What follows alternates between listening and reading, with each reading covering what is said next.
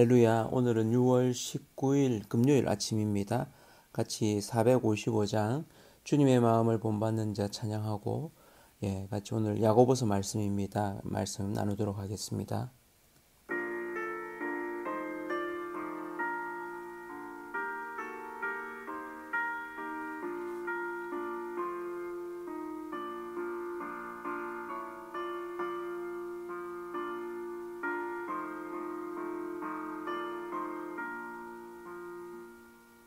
주님의 마음을 본받는 자, 그 몸에 평강이 찾아오는 험악한 세상을 이기리니 하늘로부터 임함이로다.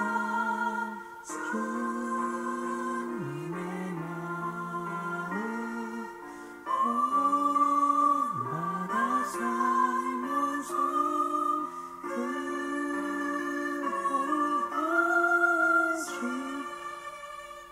나도 이루리.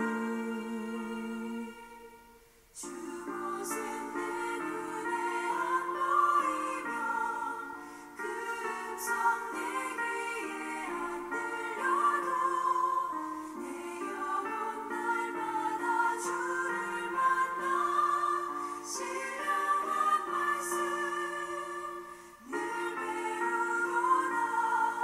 주님의 마음 본받아 살면서 주님을 그토록 하신 나도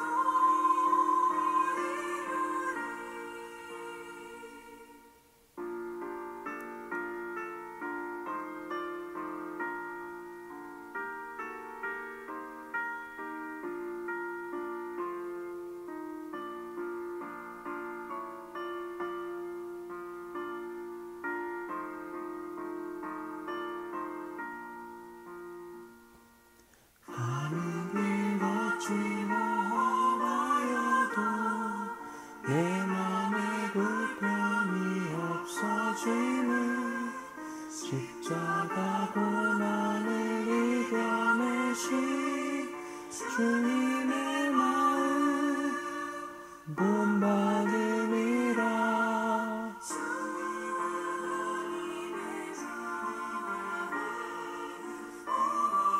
본받아 살면서 주님을 그토록 하신 나도 이루리.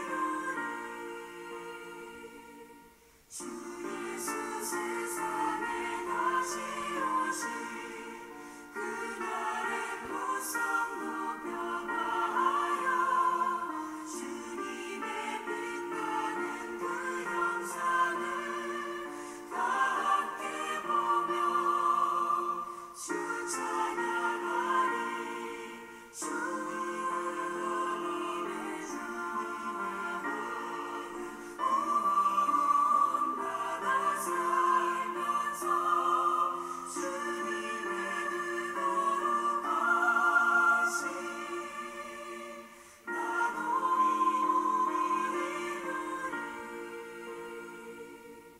아멘. 오늘은 야고보서 1장 1절에서 8절까지 말씀입니다. 제가 표준세 번역으로 한번 읽어 드리도록 하겠습니다. 하나님과 주 예수 그리스도의 종인 야고보가 세계에 흩어져 사는 12지파에게 문안을 드립니다.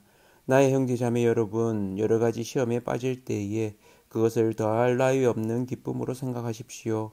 여러분은 믿음의 시련이 인내를 낳는다는 것을 알고 있습니다. 여러분은 인내력을 충분히 발휘하여 조금도 부족함이 없이 완전하고 성숙한 사람이 되십시오. 여러분 가운데 누구든지 지혜가 부족하거든 모든 사람에게 아낌없이 주시고 나무라지 않으시는 하나님께 구하십시오. 그리하면 받을 것입니다. 조금도 의심하지 말고 믿고 구해야 합니다. 의심하는 사람은 마치 바람에 밀려서 출렁이는 바다 물결과 같습니다. 그런 사람은 주님께로부터 아무것도 받을 생각을 하지 마십시오. 그는 두 마음을 품은 사람이요 그의 모든 행동에는 안정이 없습니다. 아멘. 오늘은 성숙을 향하여라는 제목으로 말씀을 나누도록 하겠습니다. 신약의 잠언이라는 별명을 가지고 있는 이 야고보서 말씀을 같이 좀 나누게 되는데요. 히브리서 말씀 이후에 이 야고보서 말씀을 나누는 것이 또 한편으로는 또 연결되어지는 부분들도 있는 것 같습니다.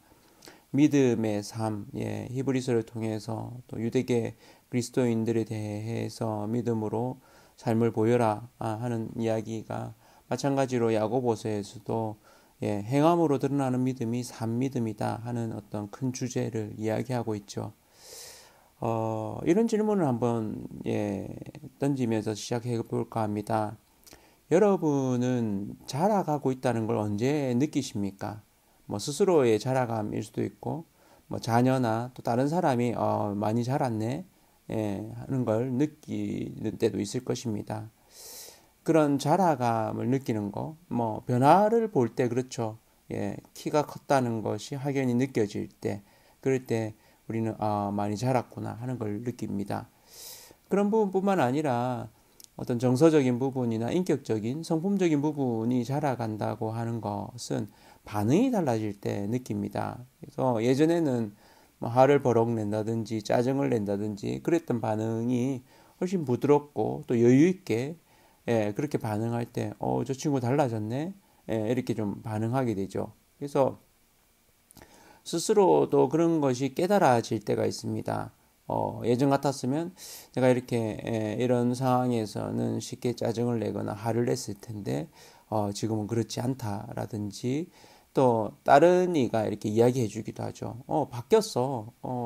너 예전하고 좀 달라졌어. 이렇게 좀 이야기하기도 합니다. 그럴 때 자라간다는 거, 성숙을 이렇게 경험하게 됩니다.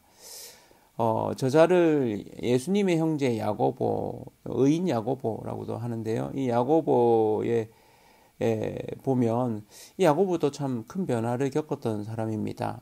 예수의 형제 야고보는 마태복음 13장 55절 또 마가복음 6장 3절에 이렇게 나오는 인데요. 예수님 살아계실 때는 예수님을 안 믿었던 자입니다. 그러나 그가 예수님 부활하신 이후에 변화되어서 초대교회의 영적 지도자가 되어 있는 모습들을 보게 됩니다. 그래서 베드로가 영적 지도자의 역할을 하고 또 이렇게 이방 지역으로 또 이렇게 떠나게 될 때 사도행전 12장 17절 또 갈라디아서 1장 19절이나 2장 9절에 보면 이 야고보가 이 영적 지도자로 예루살렘 교회에서 큰 역할을 했다는 것을 보게 됩니다.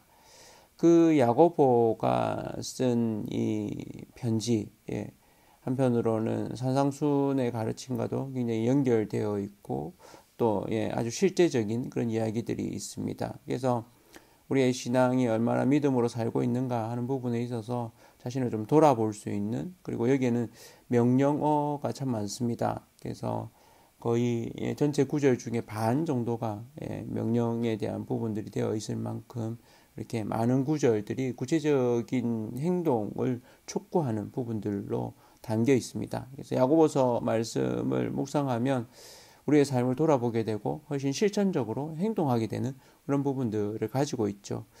기도의 사람으로도 알려져 있는, 그래서 뭐 낙타무럽 이런 별명을 가지기도 했던 이 야고보인데요.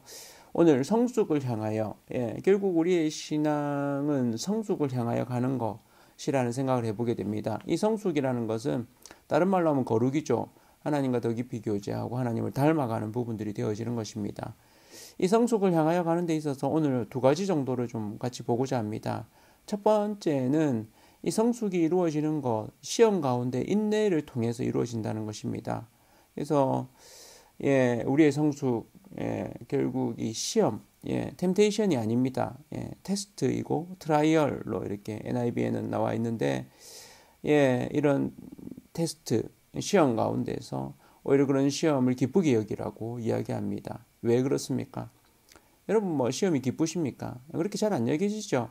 힘듭니다. 시험을 당하면. 그런데 그로 인한 결과들을 기대하기 때문에 또 그를 통해서 우리를 변화시킬 하나님을 믿기 때문에 그렇죠. 그래서 온전하고 구비하여 조금 더 부족함이 없게 우리를 그렇게 단련하실, 하나님이 그렇게 이루어 가실 것들을 기대하기 때문에 그런 경험을 해본 사람은 이 말이 뭔지 알죠. 그래서 이 시험 가운데 우리가 해야 되는 태도, 인내죠. 오래 참음입니다. 신약 성경에서 아주 중요한 성품 중에 하나, 또 성령의 열매 중에 하나가 이 인내, 오래 참음인데, 신앙에 있어서, 신앙생활에 있어서 참 중요한 부분입니다. 그래서 우리가 성숙해 가는 거, 결국 오래 참음입니다. 사랑도 오래 참음으로 시작되고 끝나는 이런 부분들의 특성을 가지고 있는데, 결국 성숙, 우리가 시험을 겪을 때, 또 시험 가운데 인내를 이룸으로 이루어진다는 것을 늘 기억하고, 우리의 삶 가운데 인내를 온전히 이루어가는, 그로 인해서 조금 더 성숙해가는, 자라가는 그런 저와 성도님들 되기를 원합니다. 두 번째는 이런 성숙은 어떻게 이루어지느냐? 지혜가 부족할 때 하나님께 구함으로 이루어집니다. 이 지혜, 참 지혜는 하나님의 뜻에 있죠. 그래서 하나님의 뜻을 아는 자, 지혜로운 자입니다. 그래서 이 지혜가 부족할 때, 삶 가운데 어려움을 겪거나 또 시험을 겪을 때 그 일을 어떻게 넘어설 수 있을지, 해결할 수 있을지, 때로는 앞이 안 보이는 막막한 그런 상황들을 맞이하게 됩니다. 그런 상황 가운데 우리에게 있는 믿음은 사방이 둘러 막혀 있어도 이렇게 하늘로 이렇게 뚫려 있는 부분들이 있기 때문이죠. 그래서 믿음으로 하나님에 대한 신뢰, 하나님께서 이런 상황 가운데서도 넘어가게 하실 줄 믿는 것입니다. 다윗이 했던 고백, 내가 성벽을 뛰어넘나이다 라고 이야기했던 그 인생의 고백처럼 우리 삶 가운데서도 때로는 벽이 막히고 또 그런 답답함을 느끼는 어떤 상황들이 올지라도 그 가운데 하나님께서 믿음으로 넘어서게 하실 줄을 믿고 나아갈 때 그 하나님에 대한 신뢰가 결국 우리의 성품 속에서 하나님이 빚어가시는 걸로 드러날 줄로 믿습니다. 오늘 하루도 인내함으로 하나님께서 빚어가시는 그 성품 가운데 우리가 있기를 원하고, 때로는 우리가 그 뜻을 다 이해하지 못해서 힘들 때라도 하나님께서 선하게 우리를 인도하시고 빚어주실 줄로 믿고 하나님께 간구함으로 하나님의 응답을 얻는, 그리고 하나님과 동행하는 그런 저와 온 성도님들 되시기를 축복합니다.